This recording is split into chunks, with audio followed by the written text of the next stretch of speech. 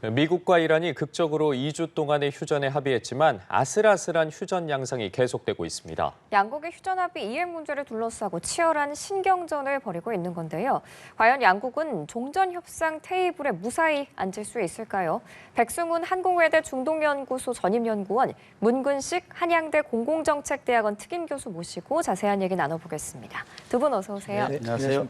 안녕하십니까. 일단 휴전을 했다는 안도감도 잠시였습니다. 그 이후에 양국의 신경전이 심상치가 않은데 이스라엘이 친이란 무장정파 헤즈볼라를 공격하기 위해서 레바논 지역을 공습을 했고 이란이 이에 대해서 다시 한번 호르무즈 카드를 꺼내들고 있습니다. 현재 상황 좀 어떻게 봐야겠습니까?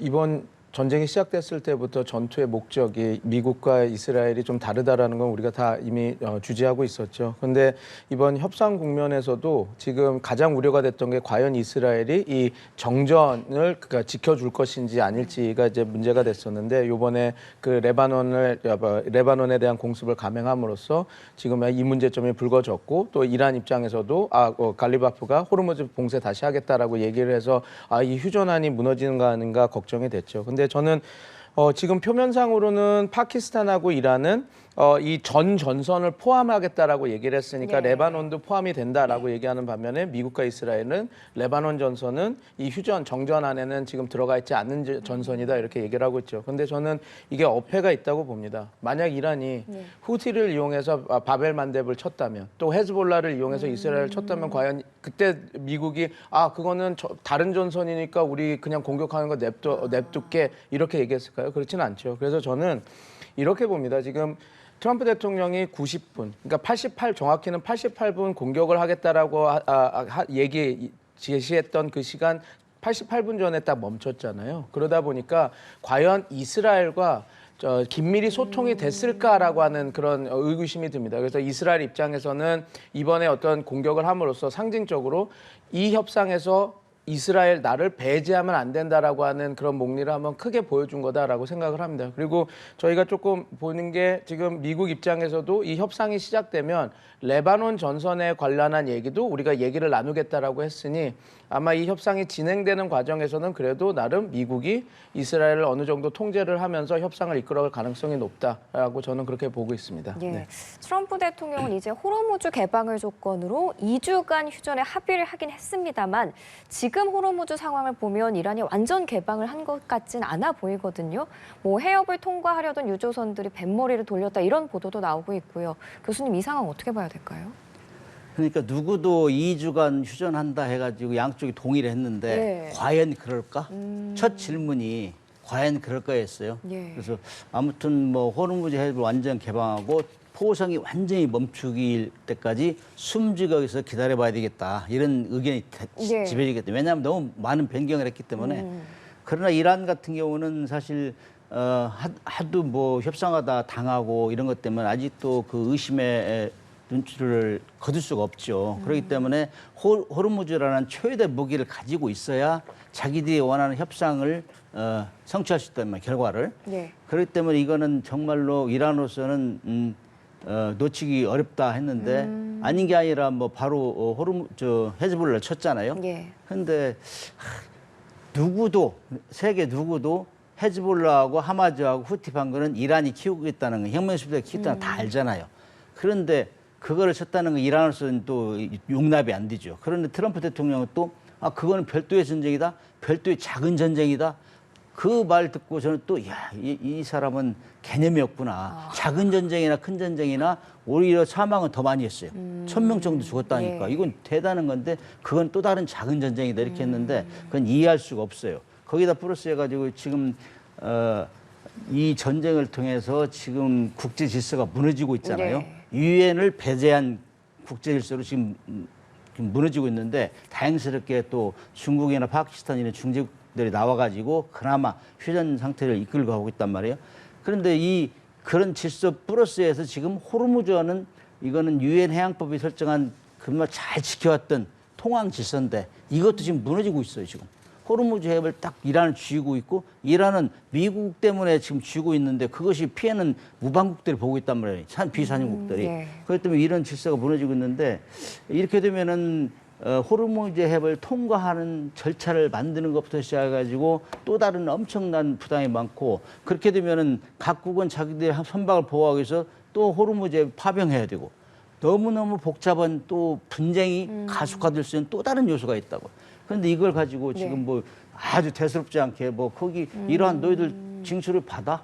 우리도 또 참여할 수 있어? 뭐 이런 식으로 얘기하니까 많은 국가들에서 의아해하고 있죠. 그래서 이거는 유엔이 일단 나섰으니까 적극 나서라. 저는 요구하고 싶어요. 적극 나서서 해양 질서마저 마비시키는 이런 행동을 하지 못하도록 그때 40개국이 이제 성명을 냈는데 네. 우리 같은 경우는 적극 가담해야 돼요. 거기에 대해서. 우리 국익을 지켜야 되니까.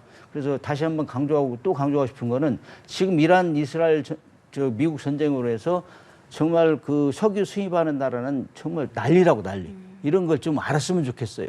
그래서 하루빨리 뭐 자기의 이익만 추구할 게 아니라 약간 톤 다운해서 휴전하고 종전으로 가는 절차를 강력히 밟아야 된다. 이런 생각을 합니다. 휴전했다는 소식에도 선박 주변에 지금 계속해서 폭발음이 들리고 있는 상황이고 이로 인해서 호르무즈 해협을 단순히 통과하는 비용뿐만이 아니라 이 협상 대상이 될 수 있다는 그 움직임에 우려감이 커지고 있는 상황입니다. 저희가 영상을 통해서도 현지 상황을 보여드렸지만 그보다도 어쨌든 훨씬 심각한 상황으로 보여집니다.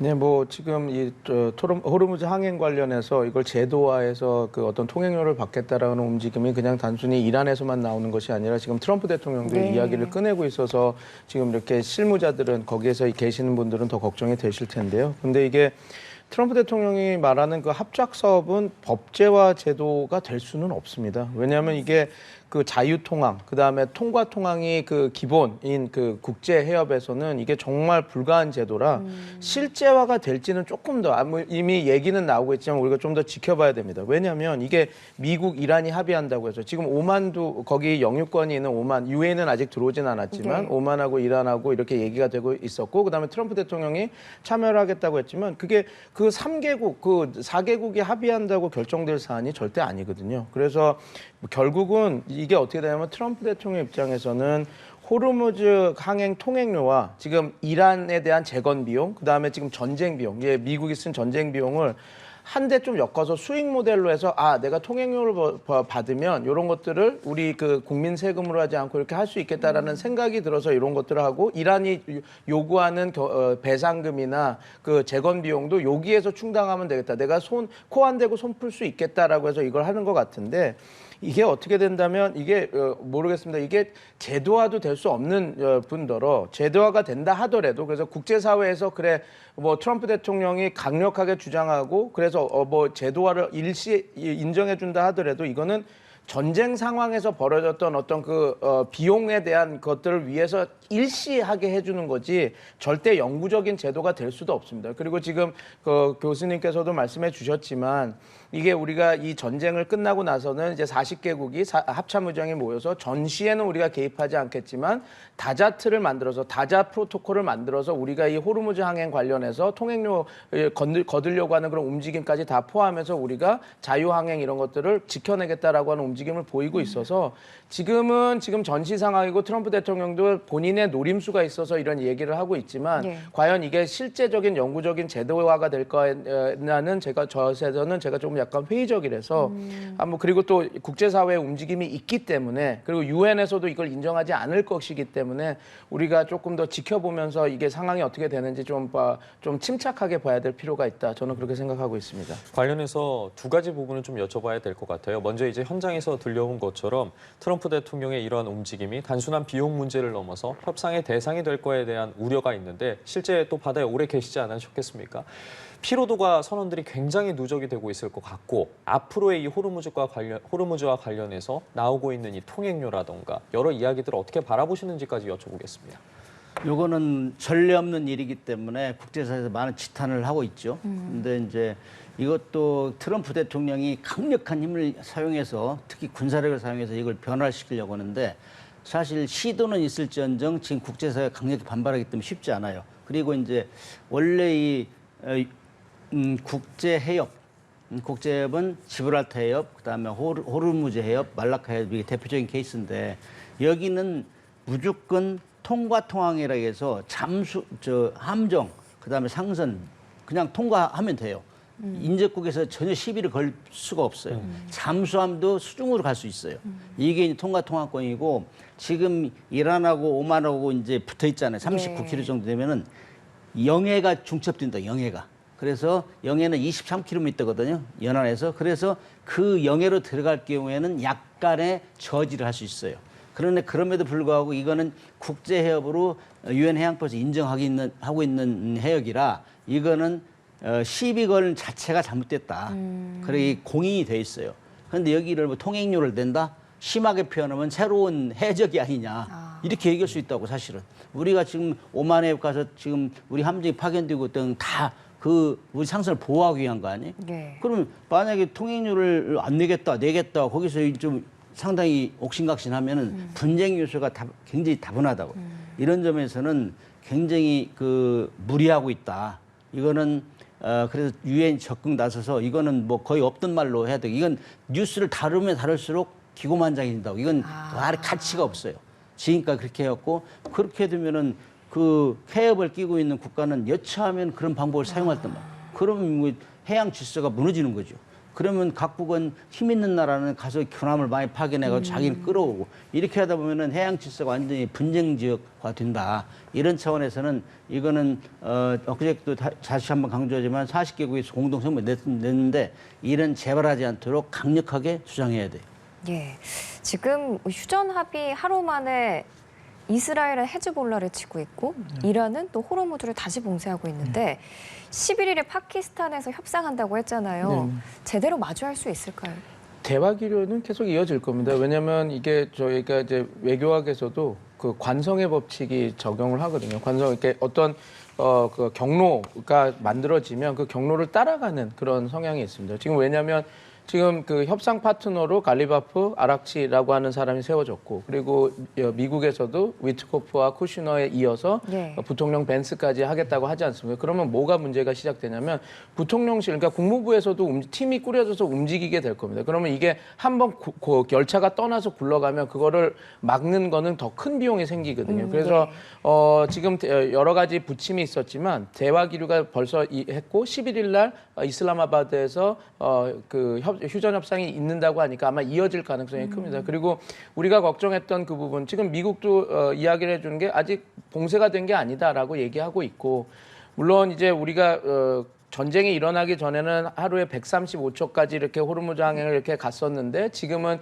이란이 10척? 그 정도만 이렇게 해주겠다는데 이건 봉쇄라기보다는 지금 2,000척이라고 하는 배가 거기 안에 들어가 있지 않습니까? 근데 이거를 그렇게 100척으로 이렇게 하려면 저보다 더 그런 항행에 대해서는 더 전문가시겠지만 그게 병목 현상이 일어날 수 있고 그렇게 막 많이 무리해서 보내다가 사고라도 난다면 이거는 고의적인 건 아니지만 또 이거는 호르무즈 해협이 봉쇄되는 효과가 나거든요. 그래서 지금은 막힌 것도가 아니고 지금 이스라엘이 공격을 한 거는 맞지만 아까 말씀드린 대로 이거는 이번 협상에서 우리를 배제하면 안 된다라고 하는 어떤 그 시그널을 사인을 이제 그 신호를 이제 미국한테 보낸 부분도 있어서 협상은 진행될 거다. 근데 이제 그 협상이 그냥 너무 순탄하게 무조건 평화 협상으로 가는 것은 아니지만 그래도 협상은 진행되면서 그리고 협상이 한번 진행되면 양측에서 타협할 수 있는 그 조그만 것들은 있거든요. 그래서 그게 하나 둘씩 타협이 되면 또 그 관성의 법칙에 의해서 또 다른 협상을 낳고 하면 지금 상황에서는 이 협상이 시작되는 게 가장 중요합니다. 그래서 시작이 된다면 우리가 생각하는 우려보다는 협상이 그래도 잘 진행될 가능성이 높다. 저는 그렇게 보고 있습니다. 해협이 봉쇄되는 여러 가지가 있잖아요. 괴뢰로 부설한다, 뭐 함정 공격한다, 미사일 공격한다 이런데 실질적으로 분쟁이 진행돼 가지고 그 함정끼리 부딪히고 해서 이 함정이 수로 중앙에 깔아앉는다. 예를 들면은 지금 대형 유조선 VLCC 같은 경우는 이 흘수라고 해요. 바닥에서 물 잠긴 데까지 그게 29m, 30m 정도 돼요. 그런데 그 배가 가라앉으면은 그 해역을 지나갈 수가 없어요. 스크류가 다 닿기 때문에 또 다른 봉쇄가 돼버려요. 그래서 분쟁 지역화되면 절대 안 된다. 그래서 거기에 분쟁 오해 소지가 될 만한 거는 다 제거하고 그래서 국제협의라는 건 깔끔하게 정리하고 여기는 시비 걸지 마라. 영해 들어가면은 예를 들어가지고 잠수함 같은 경우는 부상해서 가야 돼요. 알려줘야 돼요. 내가 하고 있다 하는 걸. 근데 이 국제협은 전혀 그런 거 없이 그냥 잘 통항하는 거예요. 예. 이런 질서를 무너뜨려 버리면은 이건 정말로 복잡하죠. 여러 가지. 자, 그리고 또 종전 협상의 최대 쟁점이 바로 440kg, 450kg에 달하는 이 고농축 우라늄인데 트럼프 대통령은 이란이 이거 안 내놓으면 들어가서라도 가져오겠다는 입장인 것 같아요. 그런데 과연 이란이 이 고농축 우라늄을 쉽게 포기할까요? 지금 이란 내 분위기 보면은 왜 선물을 주냐? 우리 죽자살자 개발했는데 강경파 입장에서. 네, 강경파 입장에서. 예. 그럼 이란도 지금 내부 분열이 심각한 거를 노출이 안 돼서 그렇지 사실 엄청나게 심했잖아요. 전쟁 이전부터. 예. 그렇기 때문에 이걸 주면은 우리는 그냥 다 벌거벗고 주는 거 아니냐 이런 생각을 하고 있어요. 근데 사실 핵무기를 만들려면 우라늄 농축도 90% 이상이 돼야 돼요. 그래 60%는 아직 멀었는데 이렇기 때문에 미국이 자꾸 주장하는 거는 전리품이죠. 이렇게 엄청난 비용을 들여서 전쟁을 했는데 무엇이 남는 게 있느냐 이런 차원에서 보면 그 핵무기 개발하려고 한 거 내가 뺏어왔어. 이런 목표를 두면은 또 다른 폭격이 진행돼야 돼요. 정말 격렬하게 반대할 건데 또 다른 한편으로 이란에서 준다 이거죠. 그걸 순순히 내놓으면서 다른 경제적 이제 반대급부를 얻기 위해서 얻을 수도 있죠. 주고 가져가라. 그런데 사실 우리가 비핵화하면서 돌이킬 수 없는 비핵화 이런 얘기를 하잖아요. 그런데 그렇게 하려면은 기술자까지 다 없어야 돼. 기술자까지. 다 한 번 해본 자는 또 할 수 있는 거예요. 그 농축 우라늄을 만들 수 있는 자들까지. 그래서 통상적으로 국제사회에서 감시를 강하게 하는 데는 고농축 우라늄 그러니까 20% 이상. 예. 저농축 우라늄에서는 상용으로 거래되는 거예요. 사실상. 연구 목적, 이 의료용 이런 걸로. 그렇기 때문에 저농축 우라늄에까지 강력하게 이렇게 강제한다는 거는 이거는 굉장히 과도한 거라고 저는 판단해요. 그렇기 때문에 오바마 정부에서 3.6%, 7% 허락했다는데 이것도 사실 과도한 건데 그럼에도 불구하고 지금 트럼프 정부는 오바마 때 한 것이 잘못됐다. 그거를 차별화 두겠다. 이런 차원에서 있는 거 다 뺏어버려. 이런 지금 전략을 취하고 있기 때문에 그렇게 되면은 협상이 끝나기 전에 또 다른 공격이 감행돼야 되기 때문에 저는 잘 되지 않을 것이다. 그렇게 보고 있어요. 실제 이러한 강경파의 반발 확산이 협상에 좀 어떤 영향을 줄 거라고 보세요?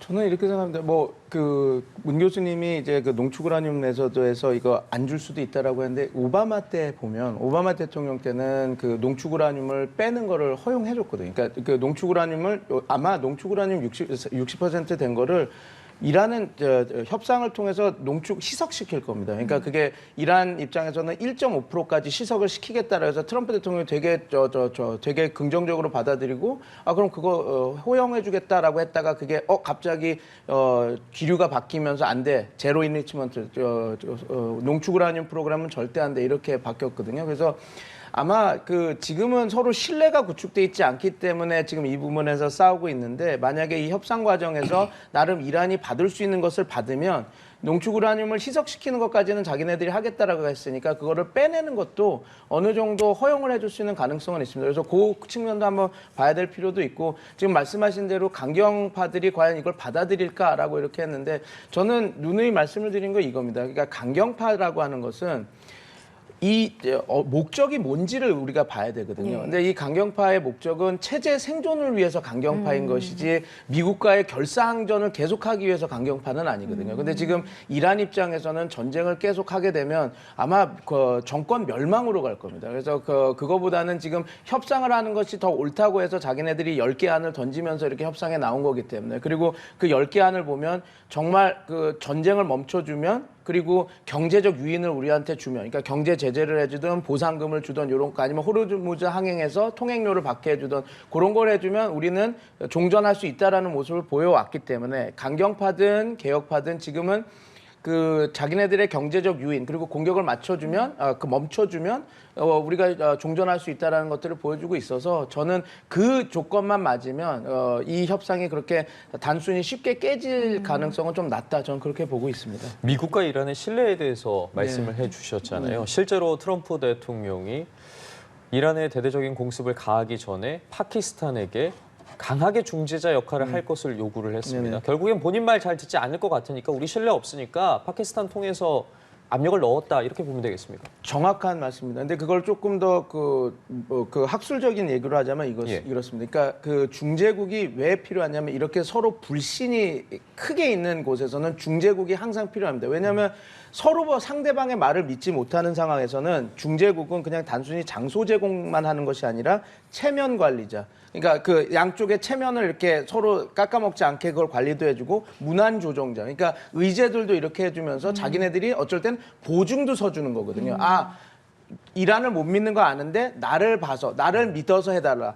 미국을 못 믿는 거 아는데 나를 봐서 내가 여기까지는 내가 이렇게 하겠다라고 하면서 하는 거거든요. 그래서 중재국이 상당히 중요합니다. 특히 중동 분쟁에서는 늘 그래왔습니다. 왜냐하면 서로의 신뢰가 구축이 안 된 상태에서 협상에 들어가서요. 그래서 지금 12일 안에 중재국이 많으면 많을수록 좋은데 지금 파키스탄뿐만 아니라 중국도 들어오려고 하고 사우디아라비아, 투르키예 그리고 이집트까지 이렇게 있으니 이런 중재국이 많으면 많을수록 왜냐하면 자기네들이 연대 보증을 서줄 수도 있는 부분이기 때문에 그런 것들로 이렇게 하면 그래서 그 중재국이 들어온 거 그리고 앵커님이 말씀해주신 대로 중재국의 역할이 정말 중요하다. 그리고 그렇기 때문에 트럼프 대통령도 신뢰가 안 써 있으니까 네가 중간에 껴달라 이렇게 이야기한 거거든요. 그래서 이 중재국이 있다라고 하는 것은 양측이 협상에 대해서 진지하게 임하고 있다라는 또 하나의 반증이 되기 때문에 우리가 얼마나 많은 중재국이 더 들어올지 그런 것들도 이 협상이 더 오래 가겠구나 아니면 이게 그냥 하나의 그 쇼겠구나 이제 곧바로 이렇게 협상하는 척하고 공격을 하겠구나라고 하는 바로미터가 될 텐데 지금은 어찌됐건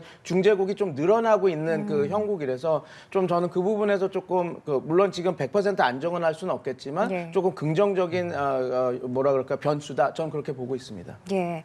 트럼프 대통령은 이제 이번 휴전 합의를 두고 완승을 주장하고는 있습니다만 그의 협상 전략을 둘러싼 미국 정치권의 뒷말은 여전히 무성하거든요.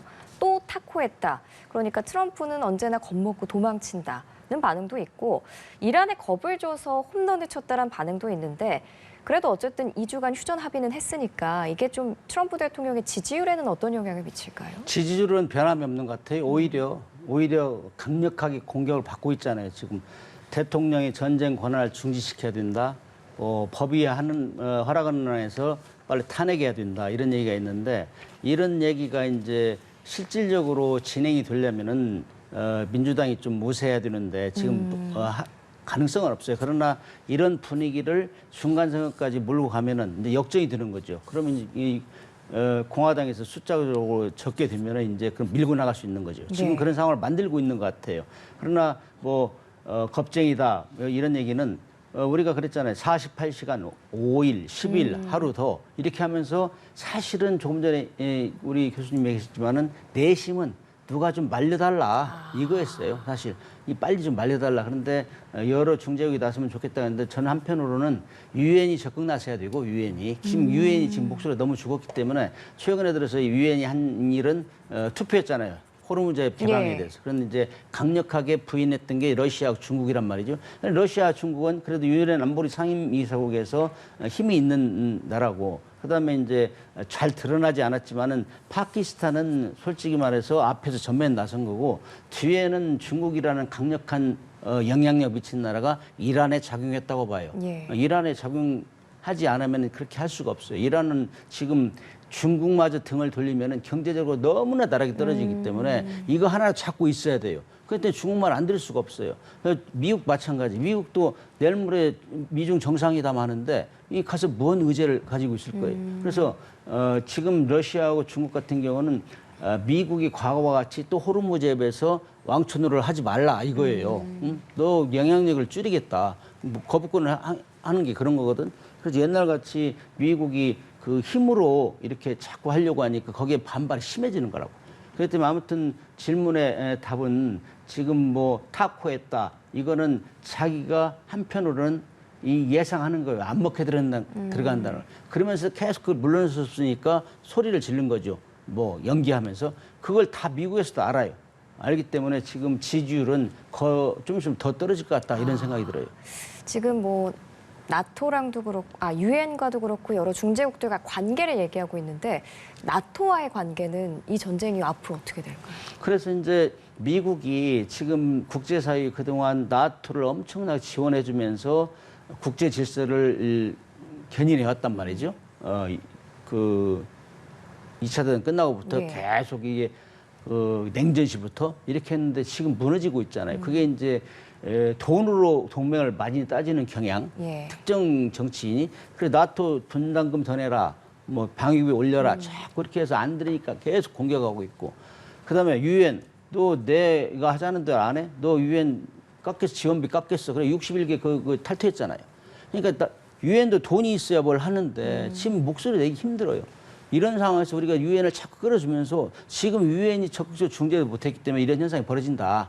이런 걸 이번 각성을 시켜야 된다고 봐요. 그래서 유엔하고 이번에 40개 중재를 뭐 성명 발표하고 그랬는데 이참에 다시 한번 과거에 좋았던 국제 질서. 유엔이 지금 80년 동안 유지해 왔잖아요. 1945년에 결성돼 가지고. 근데 지금까지 모든 전쟁에 유엔이 가장 먼저 가서 중재를 했고 네. 옛날에 파키스탄하고 엄청 많이 싸웠잖아요. 이스라엘하고 파키스탄이 아니라 헤즈볼라 쪽에. 그런데 그것도 다 아라파트하고 할 때도 유엔이 먼저 가서 하고 미국이 그걸 막 이끌어갔다고. 근데 지금 완전히 거꾸로 됐잖아요. 미국이 먼저 공격하고 나머지가 지금 눈치 보고 있다고. 그럼 전쟁 끝나면은 또 청구석을 예상하고 있단 말이에요. 네. 나토 협조 안 했어? 한국, 일본, 호주, 너 조심해. 이렇게 나오고 있잖아요. 그래서 분명히 청구서가 날라올 것이다. 이런 상황에 각자는 대비해야 되고, 이번에 이제 중재가 휴전이 되면서 종전으로 가는 이게 하나 또 다른 모델이 될 거예요. 미국이 이럴 경우에는 어떻게 해야 된다는 새로운 모델이 지금 창출되는 순간이에요. 저는 그렇게 보고 있어요. 이번 전쟁을 계기로 말씀해 주신 것처럼 국제기구의 역할, 동맹의 개념에 대해서 다시 한번 생각해 보게 되는데 실제 힘과 이익의 논리가 계속해서 먼저 떠오르는 건 왜일까요? 지금 그렇게 흘러가게 됐죠. 지금 말씀 너무 설명을 잘 해주셨지만 트럼프 대통령이 나토 회원국에 있었던 미군을 동맹의 기여도에 따라 재배치할 수 있다라는 얘기가 나오고 있거든요. 그리고 앵커님이 지적해 주신 것처럼 호르무즈 항행이 저는 신속히 뚫렸으면 좋겠습니다. 항행이 자유롭게 이렇게 통과가 됐으면 좋겠는데 제가 되는 걱정은 만약에 트럼프 대통령이 주도해서 만약에 이게 열리게 된다면 아마 분명히 이제 그 이야기가 시작될 겁니다. 그러니까 안보 무임승차론이 얘기가 되고 지금 말씀하신 힘의 논리의 바탕을 둬서 어떻게 보면 이제 니네들이 가장 수혜국인데 안 했으니 너네들은 안보 방위분담금을 더 내라. 아니면 방위분담금을 넣기 싫으면 뭐 좀 더 그런 일본이 했던 것처럼 니네들이 약속했던 투자 패키지보다 2배 정도 되는 아니면 더 되는 것들을 나한테 가져와라. 어떻게 보면 이게 이런 이야기하기가 너무 싫지만 이게 예전에는 유엔도 말씀해 주셨지만 우리가 국제사회가 만들었던 하나의 질서라는 게 있었는데 그 질서가 지금 무너지고 그냥 개별 국가, 그러니까 힘의 논리가 되고 그 힘의 논리의 힘을 가진 국가의 혜택을 받기 위해서는 조공을 바쳐라 이런 느낌의 흐름이 돼서 조금 씁쓸한데 아마 이 흐름을 되돌리기는 쉽지 않을 것입니다. 이제 좀 정말 이 국제 질서라는 게 지금 너무 변하고 있고 이 안에서 다양한 그 중진국들은 합종 연행을 할 수밖에 없는 상황이 벌어질 것 같다. 저는 그렇게 지금 보고 있습니다. 네. 트럼프 대통령의 나토 흔들기가 그렇다면 주한미군 배치에도 좀 영향을 줄 수 있다고 보세요? 지금 그런 것도 포석에 두고 하겠죠. 지금 주한미군 재배치를 하기는 쉽지 않아요. 트럼프 일기 때부터 방위비 분담금 한국에 500% 올리라 했다고. 그러니까 우리가 굉장히 반발이 많았죠. 이건 뭐 시장 뭐 파는 것도 아니고 동맹을 왜 돈으로 가치로 환산하냐. 이래가 굉장히 반발이 많았어요. 그런데 이제 그때 당시에 미국 의회에서 이거 자꾸 동맹을 흔드냐. 그래가지고 국방수권법에 집어냈어요. 28,500명 이하로 축소하려면 의회 동의를 받아라. 그래 매년 제정해요. 미국에서는 의회에서 국방수권법에. 그래서 아마 이번에도 이제 여러 가지 문제가 생기면 그 국방수권법에 다 조정할 거예요. 그러면서 파견 규모, 뭐 금액 이런 것도 다시 이제 할 건데 아무튼 그거를 축소를 하거나 철수하려면은 의회의 동의를 받아야 하기 때문에 쉽지는 않아요. 그러나 이제 강력히 또 요구를 하겠죠. 우리뿐만 아니라 나토에도 얼마 분담금 올려라, 그다음 방위비 올려라 이런 걸 끊임없이 주장해왔기 때문에 이 전쟁이 끝나고 나면은 그 수첩에 적어놨을 거예요. 다 지금 뭐 얘기하고 있잖아요. 너 뭐 잘못했어? 왜 응답을 안 했어? 이런 식으로 나오는데 우리는 미리미리 준비해야 된다고 생각해요. 뭐 주한미군 분담금 방위비 협상 같은 경우 또 축소할 경우는 어떻게 된다. 그런데 우리 국민들 너무 걱정할 필요는 없다고 봐요. 그게 장기간 소요될 것이며 지금 우리보다 미국이 더 주한미군을 중시해요. 미군에 의해서는 항상 일본을 동북아 전략에서 코너스톤 그러니까 주춧돌이라고 생각해요. 우리 한국은 린치핀이라고 표현한다고. 바퀴가 하면 그 바퀴 안 빠지게 하는 그 정도로 중요시 여겨요. 그리고 특히 미국은 뭐 통상 제일이 적은 중국이다 그러잖아요. 그런 정도 중국을 견제한다고. 우리가 최전방에 있기 때문에 동북아 전략에서 우리와 일본은 대단히 중요해요. 그렇기 때문에 함부로 뺄 수 없고 사실 우리 주한미군이라는 것이 북한의 남침 방지를 위해서 했기 때문에 지금 핵은 미국에 지켜주고 있다고 하겠다고 했기 때문에 핵 확장 억제를 통해 해주겠다 약속을 했잖아요. 우리가. 핵을 제외한 거의 모든 군사력은 우리가 북한을 압도한다. 여기에 대해서는 국민들이 크게 걱정 안 해도 된다. 그렇게 봐요. 그렇기 때문에 이거는 차근차근 이성을 가지고 정말로 물가 상승률을 고려하고 방위비 분담금 이런 거 계산할 때 정확히 룰대로 하자. 그렇게 하면은 뭐 크게 지장이 없다. 저는 그렇게 보고 있어요. 그런데 이제 트럼프 대통령이 동맹국 그리고 나토를 향해서 좀 불만을 드러내니까 나토 수장이 트럼프 대통령의 실망감을 이해한다면서 유럽 대다수의 국가는 약속 이행에 도움이 돼야 한다 이렇게 거론했거든요. 그냥 좀 달래기라고 보면 될까요? 네, 근데 맞습니다. 그러니까 이게 어떻게 보면 저는 뒷얘기가 더 방점이 있다고 보거든요. 예. 우리도 법 판결문 보면 다 얘기를 하고 그러나 하면서 나오는 게 본 얘기지 않습니까? 그래서 달래기는 했지만 유럽 대다수의 국가가 우리가 합의한 이 약속 이행을 다 해왔다라고 해서 트럼프 대통령 네가 이야기하는 거랑은 다르다. 우리가 다 해왔다라는 얘기를 하고 있으니까요. 그냥 어떻게 보면 단순히 기분 풀어주려고 하는 것보다는 트럼프 대통령과 정면 충돌을 피하면서 외교적으로 수습하려고 하는 언사. 그렇지만 자기네들이 근거를 다 갖고 있어서 준비를 하고 있는 거죠. 트럼프 대통령이 뭔가 청구서를 냈을 때 아니다. 우리가 다 얘기했던 거 이렇게 다 했으니까 이건 과하다. 그러니까 오늘 그 교수님께서도 말씀해 주신 것처럼 우리가 물론 트럼프 대통령은 5배, 6배를 요구를 하겠지만 네. 우리가 했던 것들을 다 해서 갖다 밀면서 청구서를 받기 전에 우리가 했던 것들을 다 했다라고 이렇게 하나하나 이성을 가지고 우리가 대처를 하면 그리고 또 나토도 그런 식의 대처를 하기 위해서 그런 식의 언사를 했다. 그리고 그 언사를 한 것뿐만 아니라 자기네들이 여태까지 이행했던 것들을 다 이렇게 트럼프 대통령한테 제시를 했으니 지금 모든 국가가 트럼프 대통령의 눈치를 보고 있지만 그렇다고 해서 무조건 뒤로 물러서는 것이 아니라 우리가 방어 기제들은 다 만들면서 하고 있다. 그렇게 보시면 될 것 같습니다. 그럼 문 교수님이 나토 수장 발언 어떻게 들으셨어요? 보니까 다른 유럽 국가들은 좀 뭐 아첨 전략이다 이렇게도 표현한 것 같던데요. 지금까지 이제 나토 국가들이 요구한 거는 방위비를 5% 이상 올려라 GDP에 이게 끊임없는 주장이었고 이번에는 사실 노골적으로 파병을 얼마 해라 이런 얘기 하나도 없었어요. 공식적으로 한 게였고 말로만 뭐 파병해라 그랬는데 어떻게 뭘 할 것인지 구체적으로 나타난 게 없어요. 그렇죠. 그냥 SNS에 띄고 올린 그러나 거니까. 내가 속내를 떠보기 위해서 그랬다. 그런 사람한테 어떻게 파병을 합니까? 그런데 결국에는 이번에 섭섭했지만은 너희들 앞으로는 협조 잘해라 하는 워닝에 불과하고 그런데 이제 트럼프 대통령이 분이 안 풀리면 왼수를 갚잖아요. 계속 그게 이제 관세 협상에서 올리는 거 그거는 무기를 사용할 거예요. 그다음에 방위 분담 협상 안 하면 GDP에서 얼마 정도 올려라 했는데 그게 안 들으면 계속 철수한다고 얘기할 거고 이런 면들을 쉬운 말로 하면 이제 전쟁이 끝나고 후환이 들었기 때문에 이제 우리는 미국이 협조하는 건 없다. 우리는 약속대로 다 했다. 그런 얘기죠. 방위비 분담금을 방위비를 5% 이상 올리려면 하루아침에 올릴 수 없는 거예요. 그럼 우리는 제스처를 다 하고 있다. 이런 얘기를 이제 표시하면서 나중에 전쟁 끝나고 나서 손익계산을 따져가지고 압박 들어올 때 대비하고 있는 거죠. 알겠습니다. 지금 이제 2주간의 휴전이 향후 국제 질서의 흐름에도 어떤 영향을 미칠지에 대해서 지켜보도록 하겠습니다. 지금까지 백승훈 한국외대 중동연구소 전임연구원, 문근식 한양대 공공정책대학원 특임교수와 함께했습니다. 두 분 고맙습니다. 감사합니다. 감사합니다.